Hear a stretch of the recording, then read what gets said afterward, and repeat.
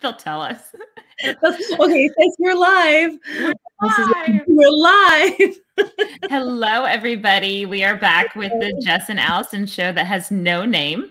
The show and name. Oh, by the way, Allison, I have really good news. What's that? We are on Apple Podcasts now.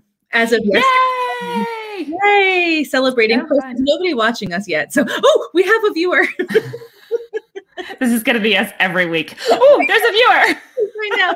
I'm going to reshare our exciting news for all of our viewers out there. Hey, Marie. Hey, Susan. We are on Apple Podcasts now. Yay! Yay! Come celebrate with us.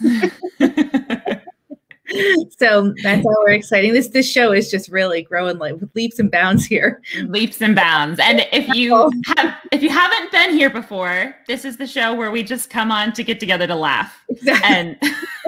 And basically that's what we're doing. There's no purpose for this show, but it's a lot of fun. We have a lot of stuff to talk about all the time, but Tanya, really we like to come laugh. We have Susan, Tanya, Amy, Marie. Hello. And there's hi everybody in my house this week, so that should be really good too. So, Allison, last week we talked about how Allison and I are both last minute people, and we're going to turn that last minuteness into an exciting opportunity for all of our viewers out there. Yeah, we are. We are. Hi, Shirley. So if you are interested in being our guest this week, just let us know in the comments and we're going to pop you right into our broadcast because we did not schedule a guest because of our last minuteness. And it also seems to me that it's a good opportunity because let's get the audience to participate. Also, if you're like a little bit nervous about saying, okay, I want to actually get on the show with you guys, feel free to ask us some questions because we also thought that might be a good idea. Also, we can field some questions that you guys have from us. So Emily, I see your comment. It's not that there's no guest. It's that we're waiting for somebody to volunteer from the audience to be our guest. We're the guest with each other. Awkward silence where we wait for the volunteer to reveal themselves. It might take a minute. Yeah, there is a delay. So, Allison, what happened this week that's new for you? Oh, I always feel like the week is such a blur. And when I go to think about it, I'm like, what exactly is happening even? Well, we have cicadas at our house. Do you have cicadas? No, we are not part of the. Is this just a Midwest thing? Well, I was in Washington, D.C. a couple of weeks ago, and there were cicada like skeletons, eco-skeletons, like everywhere, which was disgusting. I mean, I don't mind, like but it was like a lot. So, So you actually, what's your cicada situation? We have a lot of cicadas. I'm actually currently looking outside, and my whole deck has like all these dead cicadas. I don't know if they like just ran into the window, but they're everywhere. They're literally all over the place. And we aren't even as bad because we have a new build house. So it's more coming from the woods, I think, around it, because when you have a new build, it like digs up some of the eggs or whatever that was in the ground, because this is the one where they only come out every 17 years. They actually come up out of the ground, and it's totally wild. Wait a second now. You're saying that if your house wasn't new, they would come out of your walls? Is that wrong? Out of the ground. Okay, so like you dug up the ground. We dug up the ground for the new build. Yes. Okay. So neighborhoods that are older, the houses have been there for a while. It's like coated. They're just like everything is coated with cicadas. They're everywhere. But the thing about it is that they're really interesting bugs because they are actually kind of friendly and they like don't bite or anything. Like apparently like they don't have mouths. I don't understand how they eat, but they're just like really nice and they just come talk to you. So, okay, we have a couple of questions in the comments here. Someone is wondering where you live. And I'm going to tell you guys, I thought for the last year that I've known Allison that she lives in Chicago, but that is not. I basically do not know where anyone lives, and I get it wrong all the time. But I think in my head, I know exactly where you live, and I am wrong. That's so funny. Allison, why don't you tell everyone where you actually live? That is not Chicago. I live in the great state of Ohio, Dayton, Ohio. Our number of Ohioans in our Clutter Boss Academy and in our Prioritize Your Sanity group. What do you think is up with that? Is there more clutter in Ohio? I can't say that I'm like a great traveler to know what's it like. And I don't know. I mean, it's pretty standard actually to have like houses that are full of things from what I can see. Maybe that's different in different states. I don't know. Pretty much the same in New York also. Yeah. Getting a choppy sound. It's probably the construction that's going on right outside my room here. I get a choppy sound every time that we're on, but I think it's partly just me. I don't know exactly what's going on. Or on a scale of 1 being like, it's really not that big of a deal, or 10 being like, I can't hear anything you're saying. Where are we on the scale? So, okay. So Susan, while we wait for that answer to come in, Susan also said, is there a topic that we had in mind? Susan, are you quasi volunteering to be our secret guest today? The topic is clutter and mindset. She's just like, wait, hold on. Because we would love to bring you on. We just drop you a little link and you just join our live stream. Clutter and mindset, it's like all hand in hand. It's our physical clutter that clutters up our lives, and it's our mental clutter in our internal world that's changing our entire experience to our outside world. So we find that all of these topics are very overlapping. So it kind of fits into everywhere. Susan says, do I have to be on camera? Well, there's no way to not have you on camera. So the answer is yes. Can you tell us a story? We could totally tell you a story. Emily, do you want to tell us a story? I think Emily might be at work though. Well, Susan, let us know if you want to join us. You unfortunately would have to be on camera, but I mean, we think you're beautiful. So okay, yes, you are. Emily says, tell us a story that was terrible and you turned a positive spin on it. Oh, okay. So good. Are you good at thinking on the spot? I have one, actually. Go for it. It'll probably spark something for me. Okay. I mean, this is just like what happened, like this morning. Okay. So I dropped my kids off at school. I have an 8th grader and a 6th grader. I dropped them off at school, and 2 minutes later, and they're both fine and happy and everything. 2 minutes later, I get a message from my 8th grader, and she says, please come pick me up. I'm hysterically crying. I need to come home. And this is very out of character for her. Ooh, Susan says she'll join us. All right. So Susan, we're going to drop you a link. Hold on one second. Let me just drop you a link right quick, and then I'll continue my story. Susan. This is such a fun way of doing this. I enjoy it. Good. Me too. Okay. Susan, I just messaged you the link. So all you have to do is click on it and you will appear in our backstage, and then we'll bring you on. So my daughter is telling me she's hysterically crying, and she is like such a stable kid, like emotionally, like she never has like these. My other one, oh my God, this is so bad here. My other one, like basically cries every morning. Like there's always like, she's like very, there's a lot of stuff going on. Right. So I'm like, what's going on? So my daughter had an altercation with a teacher right before school started that was witnessed by a lot of other teachers, including her guidance counselor.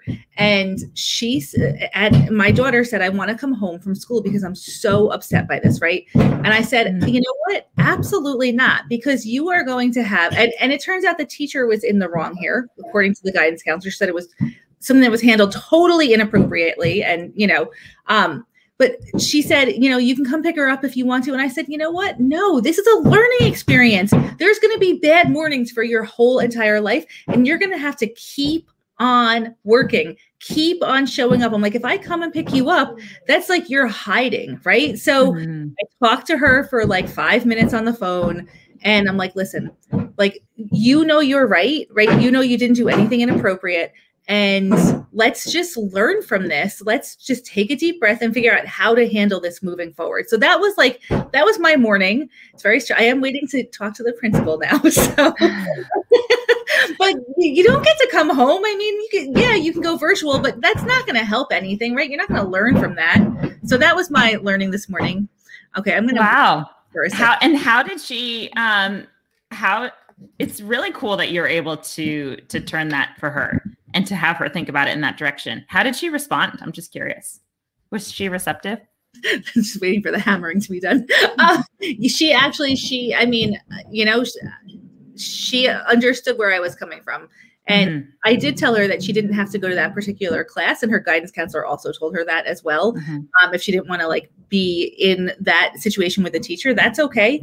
But I said, she totally came around to what I was saying. That's awesome. Yeah. That's so cool. What a good lesson to teach your kids. I love that. So we have Susan in our backstage area right now. I think, Susan, you can probably hear us maybe when you're backstage. So we're going to bring you onto the broadcast. All right, here we go. Susan! Hi! Hello, Susan! Welcome. Outside because John's inside sleeping, so. We're so happy to have you here. Well, thank you. Welcome. I'm just take over for a second. I'll just mute myself since there's so much noise here. Yes. So we have on this show, we like to tell a lot of stories. So I can tell a story, or we also like to hear about a little bit about your story. And it can just be anything along your journey where you have what's different about your life now than it was before? And that is a little bit of the story that you might be able to share with us. I've met Jes, how things are different. Yeah, it could be that. I'm going to bring something up because this really touched me. I have recently had several people message me privately and publicly thanking me for being so encouraging to everybody. And when I was in the 2-hour session on Sunday night with Amber, all the ladies got together and just kind of called me out and just thanked me for being so encouraging. And I think that, I've always tried to encourage people, but it just really hit me hard when they did that. I was really touched. And then 2 nights ago, somebody texted me privately and just really thanked me for being so encouraging and just supportive of people. And I guess I've always tried to be supportive of people, but when so many people in the past couple of weeks have said something, it just really touched me. And I guess I'm just so blown away by the ladies in this group, and how much work they do and what I see. And it's such an encouragement to me. But what I realized is that I'm starting to be supportive of myself. And I think that that's a big shift for me, especially with, always having been depressed for so long. And I'm just really appreciating myself more. I think that's what that made me realize is if people are seeing that in me, then I need to be supportive of myself. And that's a big mindset shift for me.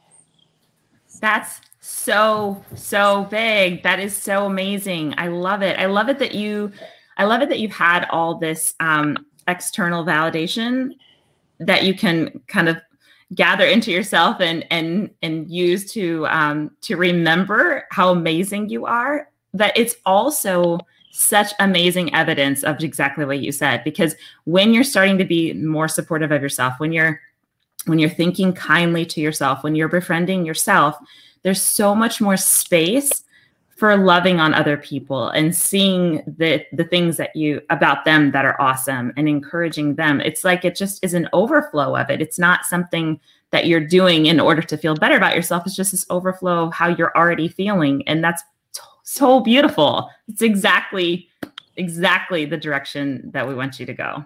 Yeah. I just, I don't know. I think that the shift in my mindset shift has been slow, but these past couple weeks with all that external validation, like you were talking about, just has really brought something out in me.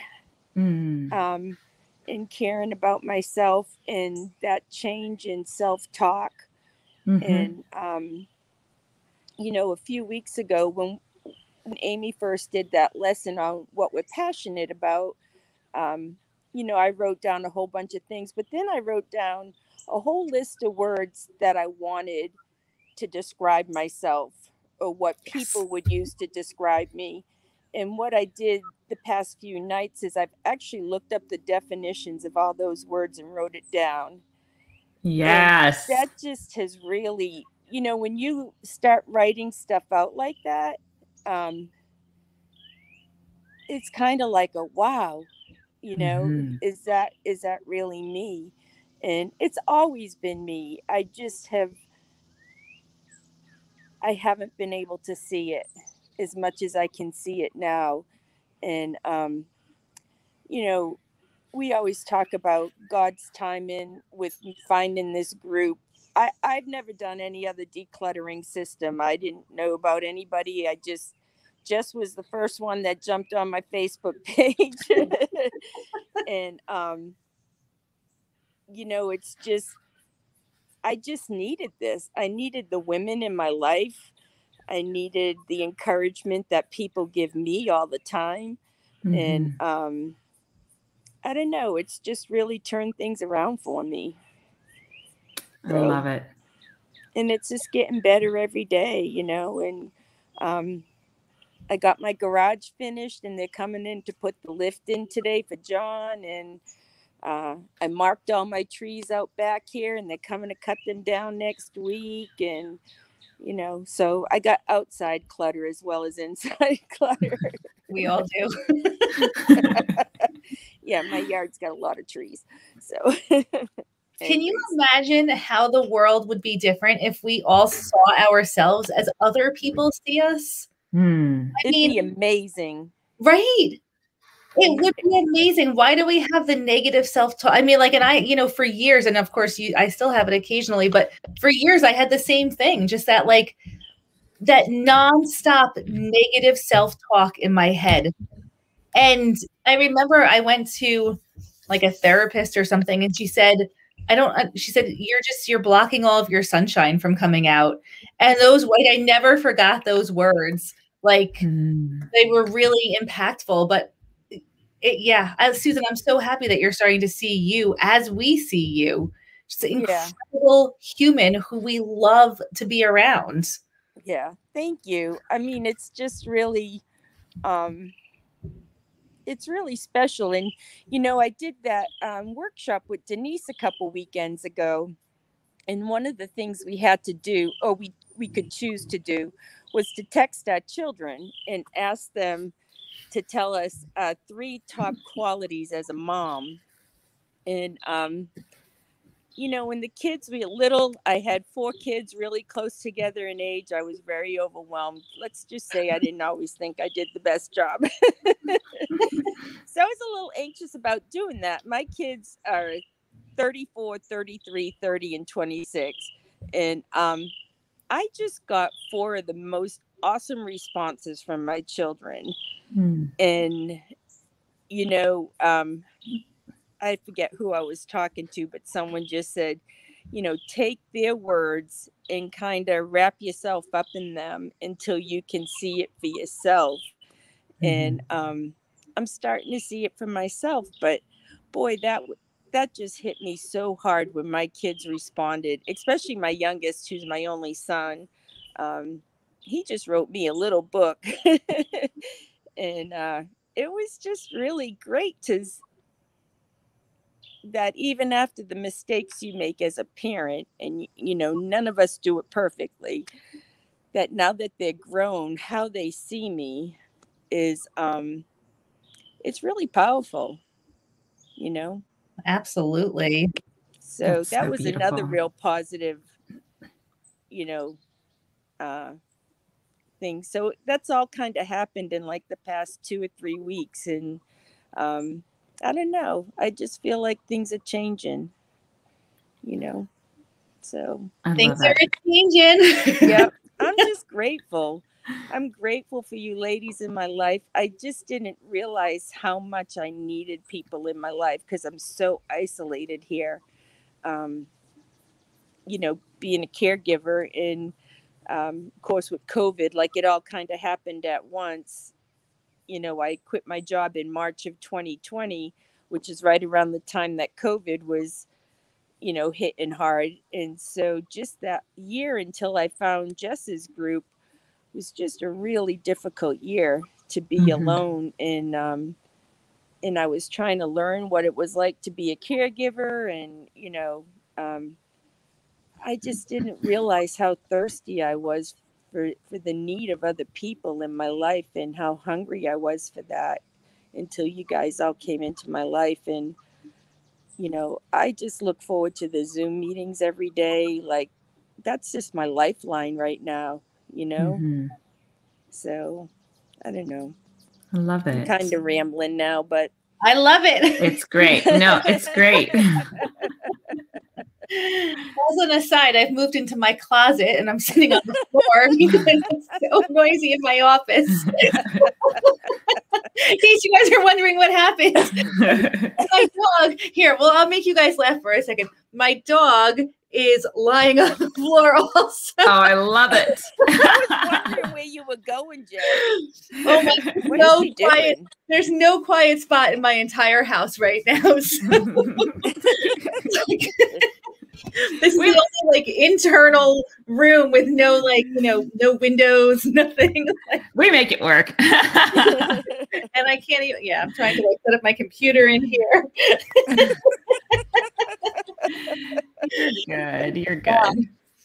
So I have a question for you, Susan. I have a couple of questions for you. Okay.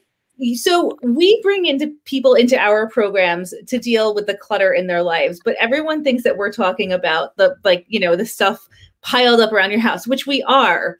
But I believe the true magic is when you deal with the clutter that's inside of your head. So, but I don't think we can start people there, right? Because that's like a hard thing to even explain. Like that's why we have Allison, because she's the mindset magic person, right? So I guess my question is did you expect this process to go like this? Did you expect all the mindset work to be so critically important? When I first joined the Clutter Foundations, it was like late January, and then it was early March when I joined CBA. And I knew there was more involved, but I didn't know exactly what. But you're right. There's no way to explain that to somebody when they're first coming in. But it didn't take long to see how it was all connected. Mm-hmm. And, uh, and it so is, because as my house is improving, I'm improving. And so does that make sense? Yeah, totally. Yeah.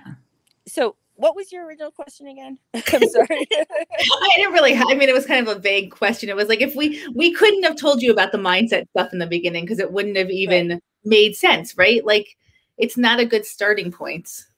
No, it's not. I think people need to, we're joining because our houses are a cluttered mess. And, but I've actually been thrilled that it's all connected, because it's just, because every area of my life is clearing up. Does that make sense? So, yep. The physical clutter is getting better. I mean, I still have a very long way to go, don't get me wrong, but you know, my mindset is definitely shifting. You know, I've even more recently have thought a lot about my mom and trying to see her differently. And even though she drives me freaking crazy, um, you know, she's almost 82, and I don't want anything to happen to her and feel like she should pass. And not that we don't get along, because when I talk to her, she doesn't know that she drives me crazy. Like, I don't tell her that, you know. But in my heart, I wouldn't want anything to happen and feel like I had resentment and that Mhm. sort of thing. So I don't know, like, I'm just thrilled that it's all connected. Like, I just feel like it's all getting better. You know, all the areas, the emotional, um, like, I'm not crying as much. I don't feel quite as overwhelmed as I had been. I feel like my depression's getting better.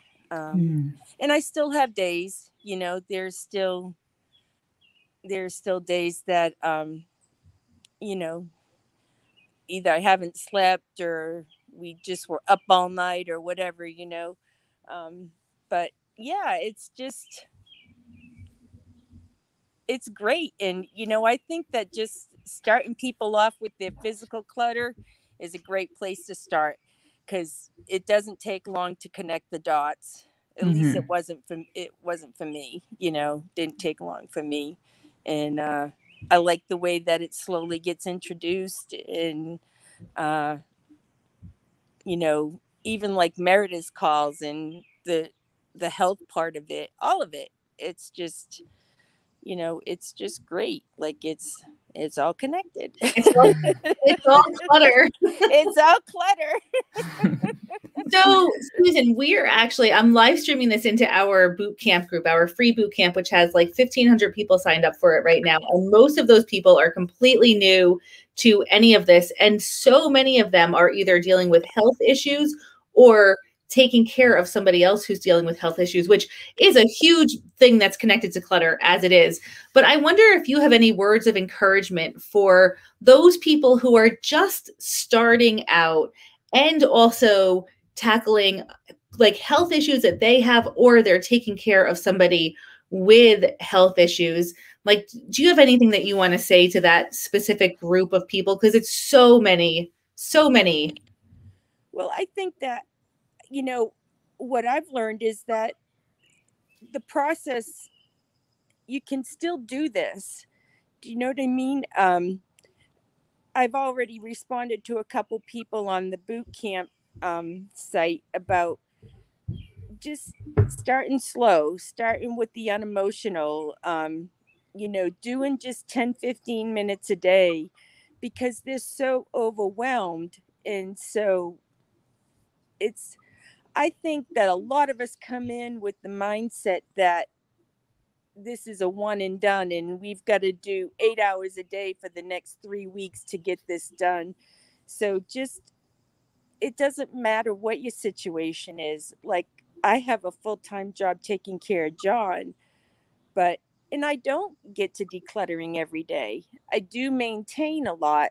You know, I always clean my kitchen at night, but just don't give up. Like, if you can only do 10 minutes a day, do 10 minutes a day.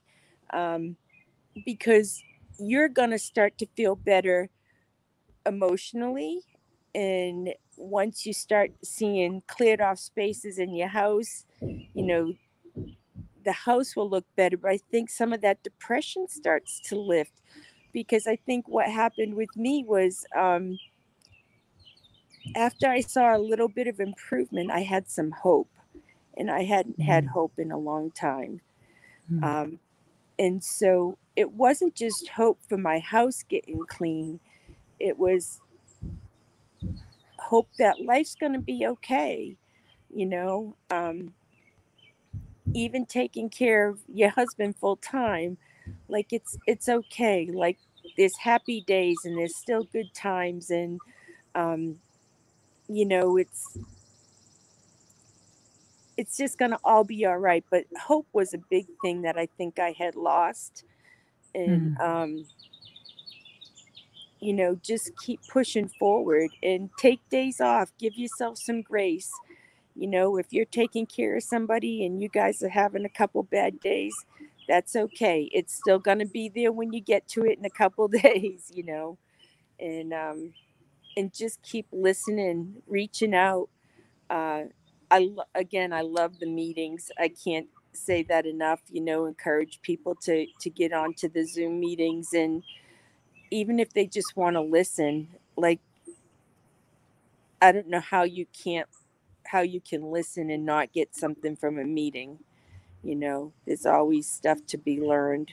And I guess think so. Like, so much of what we learn is that human experience it's not unique to any of us. We all are going through this like slate of emotions, and we all have, and this is what Allison is so brilliant with too. We all have circumstances. yeah, we all have circumstances, and if you haven't had those circumstances yet, you will. Like, this is just this is life, and yeah, you're just not alone. And I think there's people out there that they might not be taking care of somebody. They might have great full-time jobs, but you know what? There's still stuff. You know, no job's perfect. We've all worked those jobs. You know, I mean, there's something at every job that, you know, so whether your job is to take care of somebody at home or whether it's a corporate executive, there's still bullshit with all of them. You know what I mean? It's just,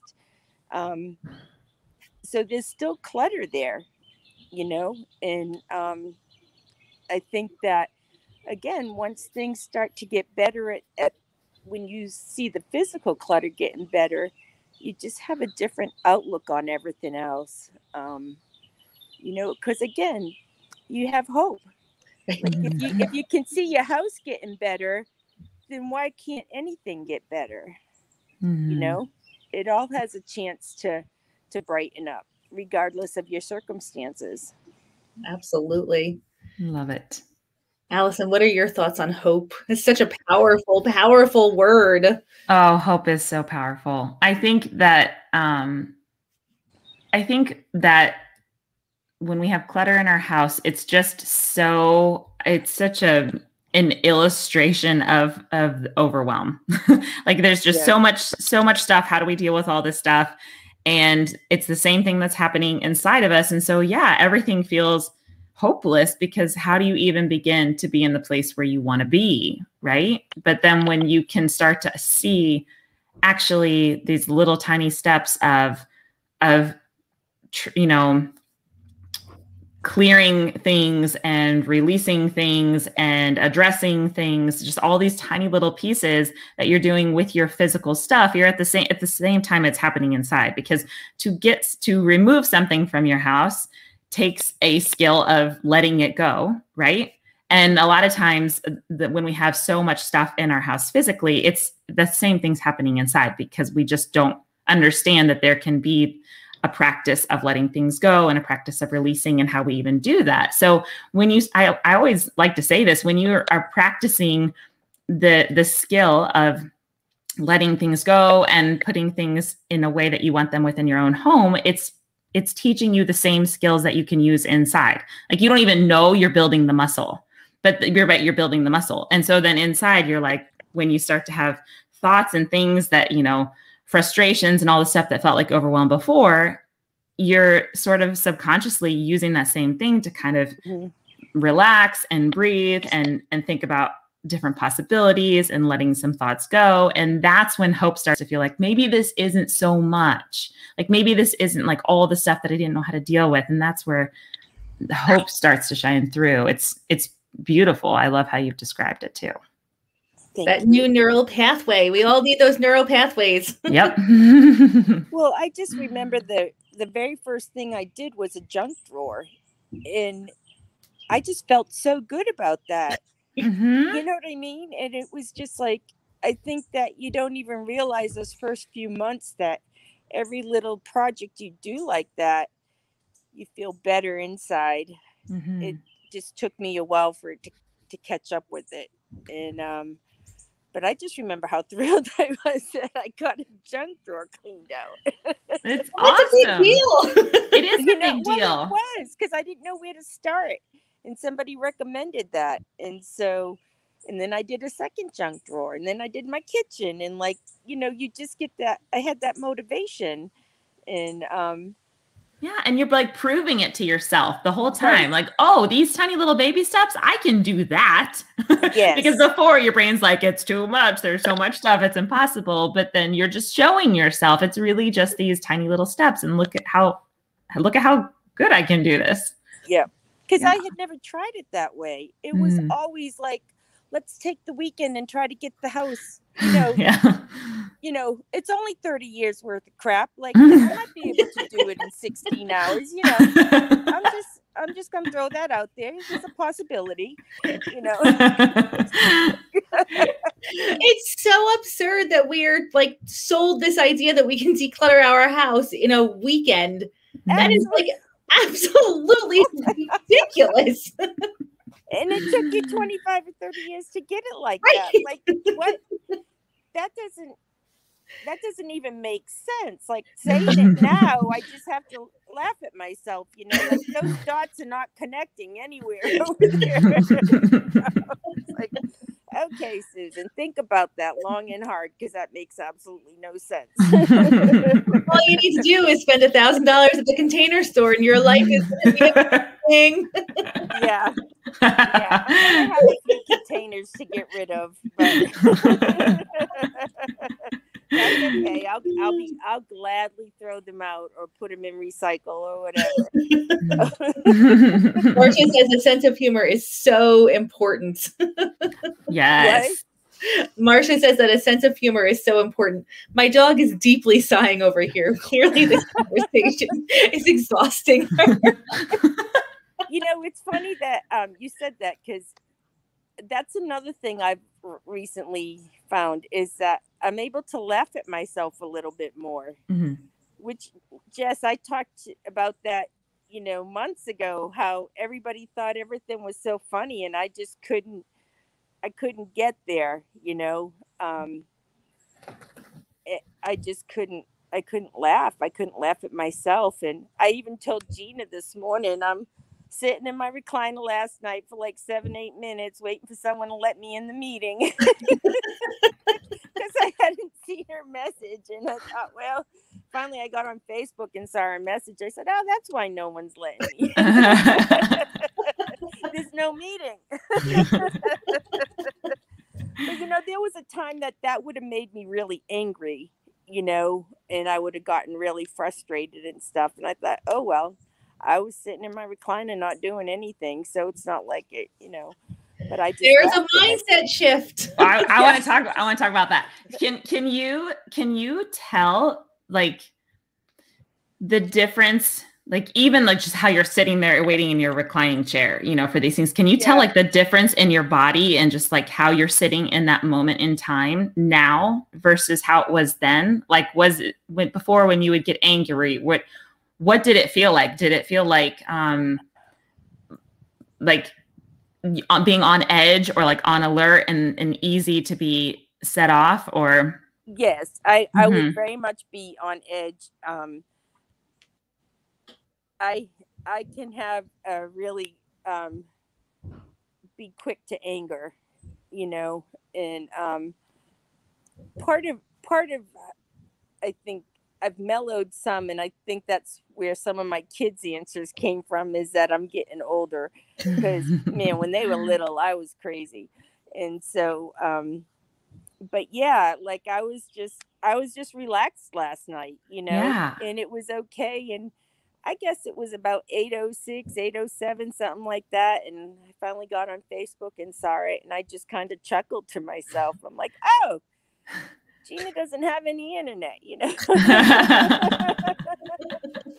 So that's why we're not having a meeting. But it was okay. Like John was ready to get ready for bed, and I just kept going, and, had a good night. And it didn't faze me at all. That's a really important thing.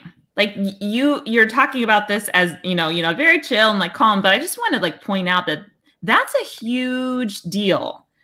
How you are now, how you are enacted in that situation versus how you would have felt before. Because people, when we're easily set off, especially with anger is just a secondary emotion. It always comes from fear or hurt. So when we're living with a lot of chronic fear, it stays in our body. It's like a trauma response. So even our anger can be set like a trauma response, because we just don't have the spaciousness and just the peace and the relaxation within our own emotional state. And so, yeah, when things change on us, we don't have the space to be able to even know how to handle it. Mm-hmm. So now the difference in you now, you being able to sit in your recliner and just be chill and relax and calm, that's like where we all want to be. Right. that's really experiencing life the way we want to. And it doesn't get there just by like accomplishing the next task or moving to the next thing on high speed or getting everything exactly how we want it, and set in place. It happens by the changes that are happening within us. And so it's just a testament to the changes that have happened within you, that now you have more room. You have more room for rest. You have more, there's no need to like be on edge and hold yourself tightly, because you're just okay. Right. Yeah. In your state. So whatever things come and happen, it's like, it's all right. It's okay. We can deal with that. There's room for it all. And I just want to say that's a really big deal. Interesting. Yeah. Cool. I mean, I think a lot of it is just everything that's happened over the past few weeks, like something switched. Mm-hmm. And I'll tell you what a big mindset shift is too, is the fact that I agreed to do this. I know. That's something that even maybe a week and a half ago, I wouldn't have done. Because you guys know I never put my camera on. I was going to say, Susan, I'm so happy to see you. Yay! And I mean, that alone, that was a big step for me. Mm-hmm. To be willing to say, oh, what the heck, I'll jump in. We're so I didn't know happy. what I was going to talk about, but that's okay. You can join the club. This is really a well thought out. Yeah, Larry, Moe, and Curly here. Exactly. Trying to figure out what the heck to talk about. I have to share a story with you, since this is all about stories. My children had the most incredible kindergarten and first grade teacher, and she actually possibly is watching this. So Liliana, if you're out there, hello. But I distinctly remember I picked up one of them from school, and it was like the end of the day and all the kids are in the hallway and, everything. There's like a lot of motion and a lot of emotion. And there was one child in particular, I'm just going to we'll call her Susie. And Susie was throwing an absolute tantrum. I mean, like a total tantrum, like a, kindergarten or first grader throwing a total tantrum, like pounding, with her hands and showing a lot of anger towards this teacher. And I happened to like observe the entire thing from a distance. And I watched this teacher just get down on her knees and wrap this child in a hug and say, no matter what, I love you. And that, and I actually, I'm going to just tear up for a second, just thinking about this, but that was because, my response to that would have been like, what do you do? I would have not reacted that way. Right. This is why but that witnessing that moment forever changed the way that I react to people who are angry. Because there's a lot of people who come into our programs with a lot of anger, right? And this is even when I was working in people's homes, one-on-one, I observed a lot of anger. And now I understand that the correct thing to do is just to wrap this person in a hug and say, you are loved. You are loved. It's okay. Like, you are loved. And you can't do that virtually, but that Liliana's response to this child forever changed the way that I react to anger, because it is just a secondary emotion driven by fear. Now I know. I've learned a lot since then. But you are loved. And that's it. Like, you are loved and it's going to be okay. Yeah. And that's true for all of us. You know, we just need to remember that. Allison, I have a quick question. I know it's getting late because I just got a text that the next meeting started. But now, you know, if I have a day where I am on edge again and I just get angry real quick, like, how do you handle that? Like, it's not the end of the world. You know what I mean? Is it just chalk it up to a bad day? And what if you wrapped yourself up in a hug and told yourself that you loved you no matter what? Yeah. When we respond to our negative emotions with kindness and love, it changes everything. Like, when we respond to our own negative emotions with judgment and shame, it ends up prolonging it. It doesn't do what we think it's going to do, which is make it stop, right? It doesn't actually do that. But when we can say, oh, I'm a human, I have a human brain, I have human emotions vibrating in my body, like that's all they are. And it's okay. I'm allowed to feel negative emotions because life is 50-50, positive and negative, and we all have them. And this just means I'm human and it's okay.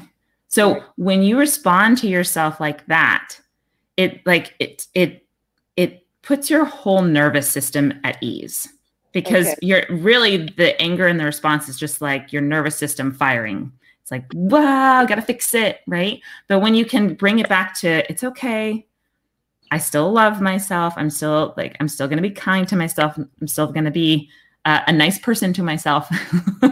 Whenever my brain wants to go to judgment, I'm like, no, we don't talk to ourselves that way. It's very, very multiple personalities. It works. I'm telling you, it really works. And when you do that, then you can bring yourself back to, all right, it's fine. Like, this happens to all humans and I'm a human. Yeah. And then once you can get yourself at that, more calm state, then your prefrontal cortex can start working again, which is the logical reasoning side. And if there's an apology that needs to be made, then it can be made. If there's an interaction that needs to be made calmer, then it can be done. Yeah. Yeah. Okay. Yeah. Because I would think the more you react to it, just that snowballs as far as the negative reaction. Yes. That it would just get worse and worse. And, years ago, I could feed off something like that for days, Oh, yeah. We know that feeling. Yep, we know that. But the positive reaction snowballs also, and that's the other important. That's the point. They both snowball. So whichever direction you choose to go, it's going to continue to snowball. Oh, I love that. Yeah. Yeah. Now I just picture myself in this snowball with my head sticking out and my all wrapped up. I love it. Rolling down the hill and my head sticking out. Yes. I love that visual. I love it too. I love visuals. It's so good. So good.